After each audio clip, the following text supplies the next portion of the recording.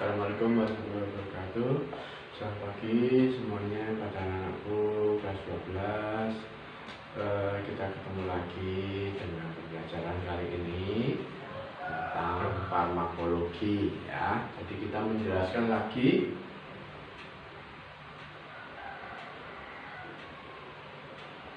tentang antibiotik dengan cara kerja apa? Yang pertama yaitu menghambat sintesis dinding sel. Penghambatan sintesis dinding sel.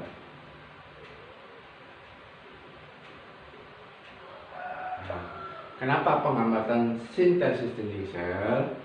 Untuk di bakteri, dinding sel ini sangat penting ya. Jadi dengan adanya dinding sel, dia akan keluar masuk cairan untuk perkembangan itu lewat dinding sel itu. Jadi kalau ada obat mau bekerja, dia harus masuk dinding sel dulu. Jadi misalnya kalau dinding sel ini bermasalah, jadi bakteri bisa musnah ya. Jadi sifatnya lebih ke arah bukan bakteriostatik ya, bakterisid, menghabisi. Jadi nama sintesis ini seringkali bersifat bakterisid.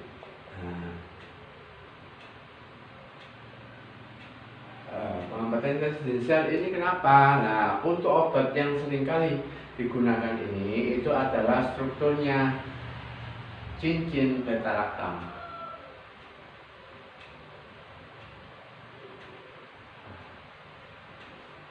Dengan adanya cincin beta-laktam ini maka menghambat sintesis dinding sel dari bakteri. Jadi bakteri akhirnya dinding selnya akan rapuh, akhirnya terjadi osmosis. Jadi akhirnya terjadi selnya pecah ya.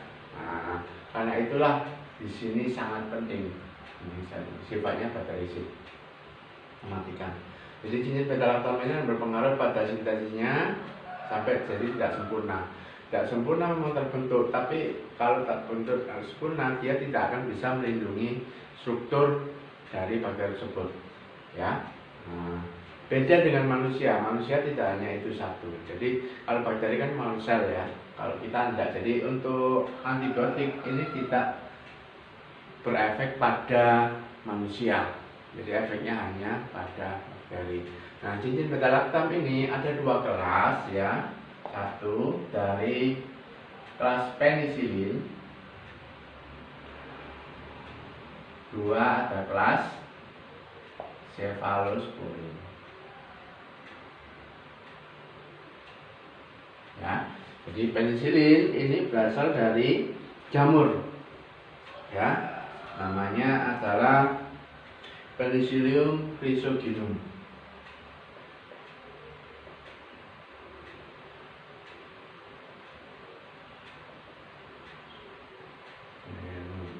Ya,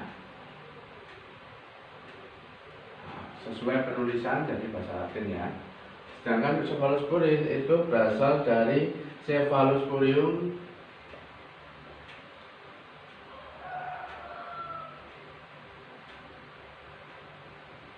acremonium. Nah ya, jadi penulisannya tetap mengikuti kaidah bahasa Latin ya. Jadi di sini penicillin cephalosporin dia menggunakan cincin beta-laktam.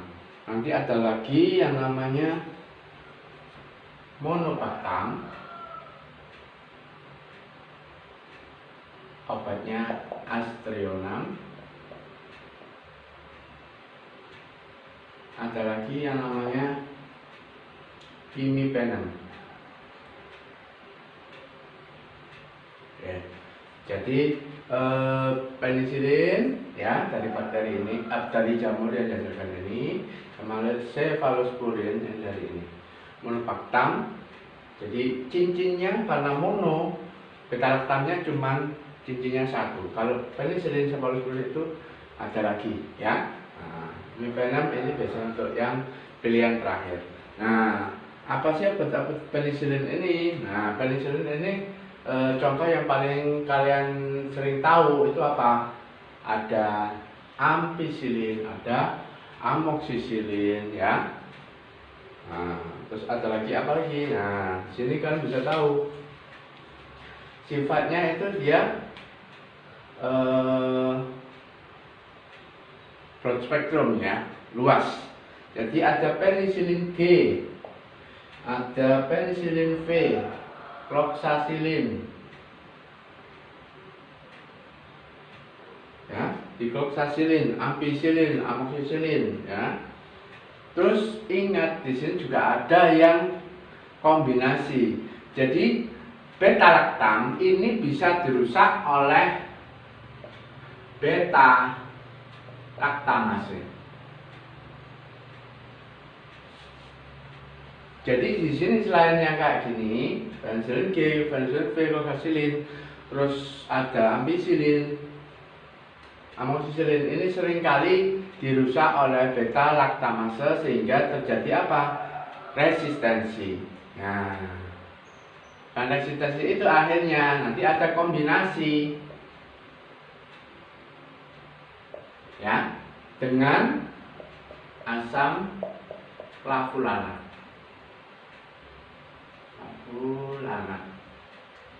Jadi asam flavulanat itu sebagai semacam antioksidannya dari beta lactam. Jadi dia yang dimakan duluan oleh beta lactam. Nah, nanti antibiotik penicillin ini akan berefek ya. Nah, kayak gitu. Jadi penicillin ada macam-macam. Jadi ada yang tunggal, ada yang kombinasi dengan asam flavulanat. Nah, ini untuk mencegah resistensi ya. Nah, macam-macamnya apa saja? Nah, kalian tahu seperti ampicillin ya. Ampicillin itu absorpsinya di lewat usus itu kan sangat kurang ya, 50%-an. Jadi kalau dia digunakan untuk ke seluruh tubuh dia kurang bagus. Jadi dia sering digunakan untuk apa? Dia sifatnya untuk infeksi yang lokal. Jadi misalnya untuk infeksi saluran kemih, infeksi misalnya tenggorokan, nah itu infeksi kulit itu digunakan ampicillin karena dia infeksi apa? Masuk organnya, penyerapannya rendah. Beda dengan amoxicillin. Kalau amoxicillin itu lebih ke arah sistemik ya. Jadi dia bisa digunakan karena dia tidak dirusak oleh asam lambung. Jadi lebih mudah masuk ya.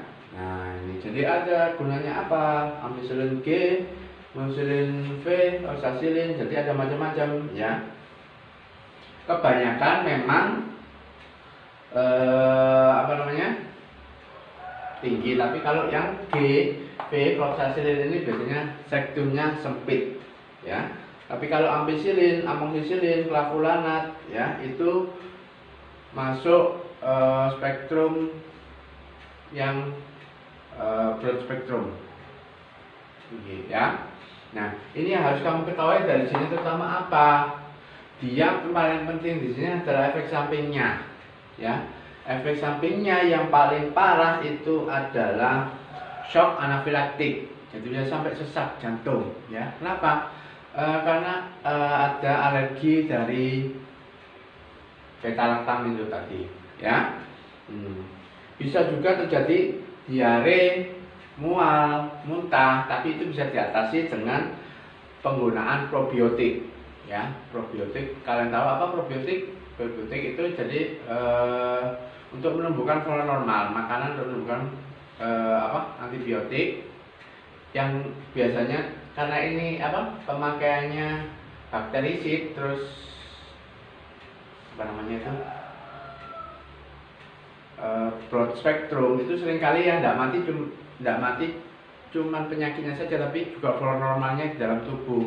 Makanya dikasih probiotik. Kenapa? Supaya probiotiknya kembali. Jadi mual muntah di saluran cerna itu akan teratasi karena bakteri yang baik yang terhabisi oleh penicillin tadi nggak sengaja itu tumbuh lagi. Jadi tidak terjadi diare, mual dan muntah di saluran pencernaan. Terus kadang juga ada kalau dengan peningkatan dosis itu terjadi nefrotoksisitas atau neurotoksik. Jadi nefrotoksis kerusakan di ginjal atau neurotoksis kerusakan di saluran saraf, ya, seperti kayak aminoglikosida, ya. Jadi itu kita harus hati-hati untuk penggunaan penisilin ini, ya. Oke. Efeknya bisa diperpanjang oleh misalnya obat probenesid, asetosal, indometasin. Nah, kombinasi ini bisa ditambahkan kalau misalnya kita pengen penisilin ini, kelas penisilin ini bekerjanya lebih panjang. Tapi awas, hati-hati, bisa juga jadi masalah. Kenapa? Kalau dosisnya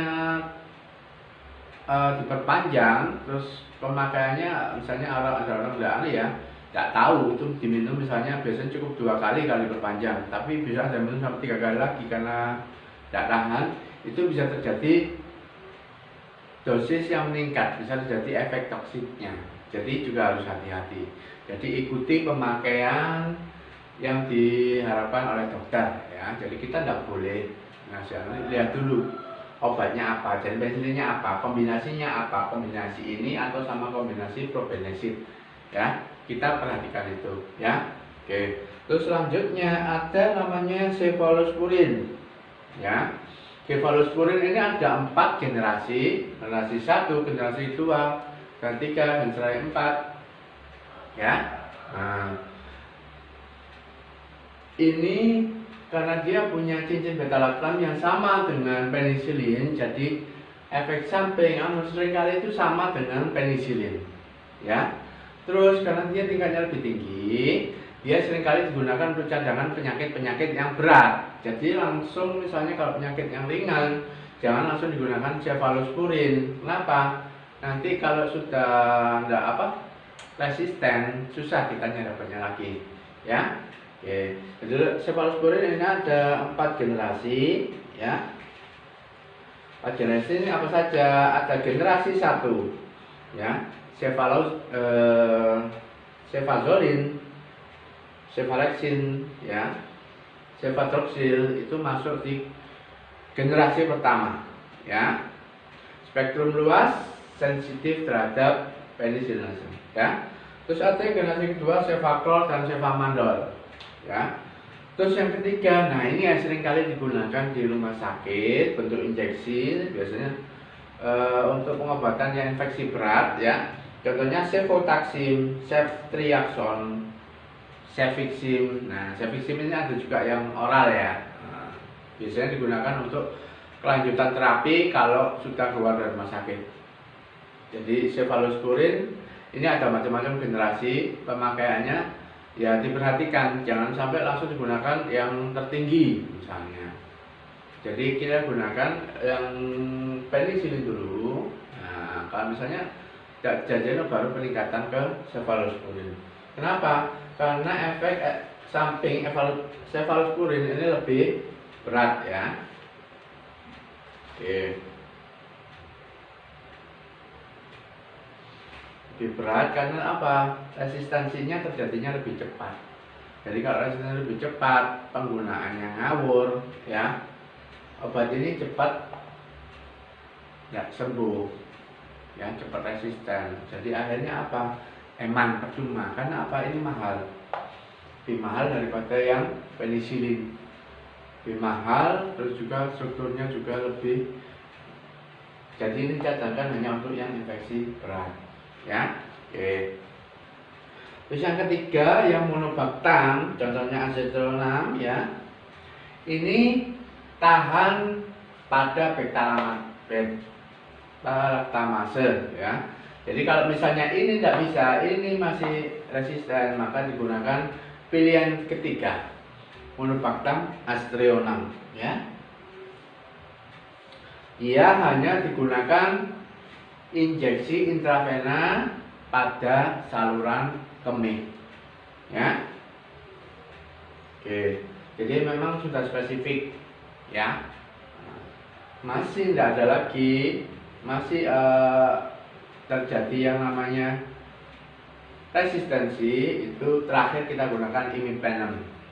Jadi yang imipenem ini pilihan terakhir dari penghambatan sel. Jadi imipenem ini bisa digunakan untuk infeksi berat atau campuran dari infeksi aerob dan anaerob. Ya, anaerob apa? Kalau aerob itu luka biasa ya, jadi bersentuhan dengan udara. Kalau anaerob, ya, lukanya tembus kecil, misalnya kayak tetanus. Ya, tetanus itu kan kena misalnya kena jarum, kena sempit tipis, nah itu udah tidak bisa masuk di sana. Itu biasanya bakteri anaerob yang berkembang di sana. Nah itu pengobatannya biasanya menggunakan yang namanya imipenem, ya. Tapi karena dia tidak diperbolehkan, bisa terjadi kejang, ya, bisa terjadi kejang, maka dia tidak bisa digunakan untuk yang meningitis. Jadi radang selaput otak tidak bisa, karena dia bisa kejang. Kalau kejang tambah rusak, ya. Makanya dia bisa digantikan dengan yang namanya meropenem, ya.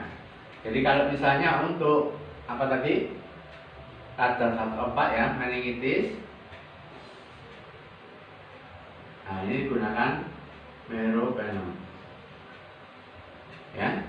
Nah, jadi ini untuk yang penghambatan sel. Ini paling banyak digunakan, ya, seringkali digunakan sampai sekarang. Nah itu perhatikan, jadi karena tadi ada beta lama, seurutannya kalian harus tahu.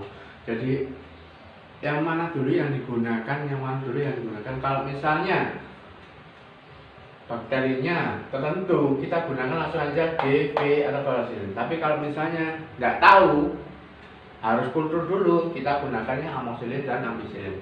Kalau misalnya masih tidak mempan, baru digunakan yang cefalosporin. Misalnya pakai yang generasi ketiga,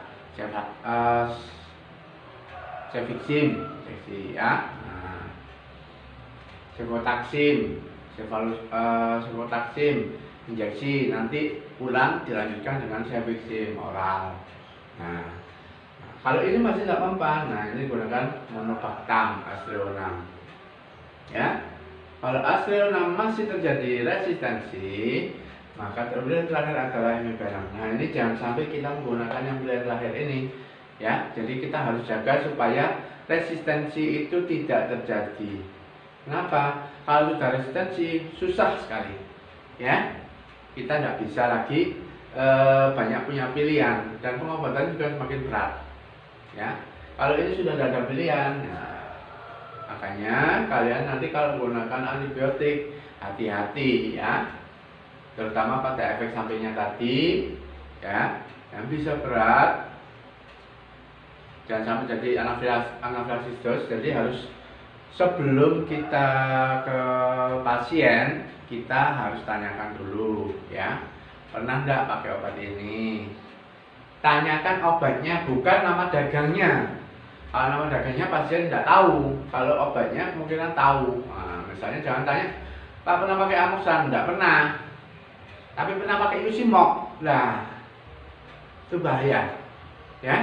Jadi kamu harus tahu mana ini apa saja, nama dagangnya apa saja. Kenapa? Harus tahu karena ini. Hati-hati dengan reaksi ini, bisa terjadi parah, anafilaksis, ya. Walaupun jumlahnya sedikit, tapi kalau sudah terjadi itu susah nolongnya, harus pakai injeksi, harus ke UGD, ya. Oke, terima kasih. Itu saja untuk sekarang dari farmakologi kita. Untuk yang selanjutnya kita lanjutkan lagi yang cara kerja yang lain. Oke, sehat selalu. Assalamualaikum warahmatullahi wabarakatuh.